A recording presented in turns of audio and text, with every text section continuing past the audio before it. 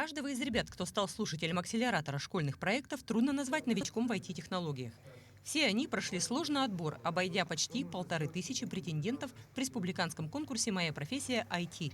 Сегодня они разрабатывают совсем не ученические, а напротив весьма амбициозные проекты.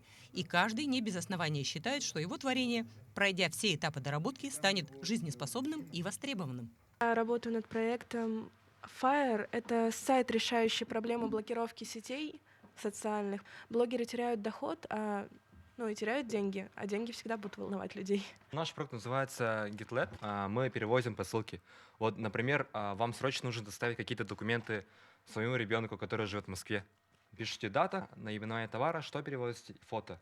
Это гораздо быстрее, удобнее и, возможно, дешевле. 8 команд на протяжении 12 дней проведут плодотворную работу, а параллельно слушатели Академии ждет обучение, в процессе которого они узнают, как использовать бизнес-методики, изучат целевую аудиторию будущего продукта, овладеют способами продвижения проекта на рынке.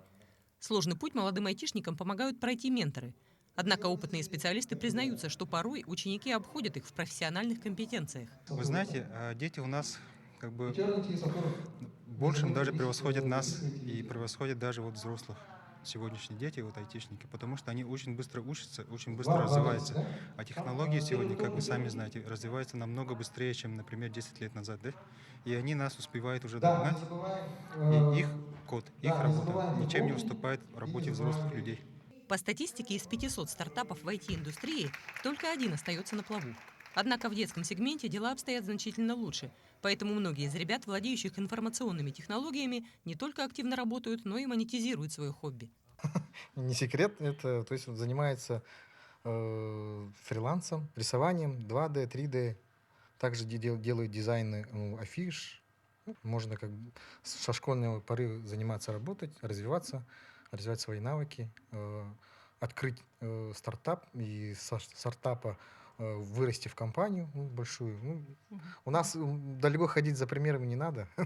У нас собственные большие уже компании, единороги, которые работают. 2 недели ребята будут шлифовать свои проекты. Итогом работы станет готовый продукт, который пройдет двухэтапную защиту.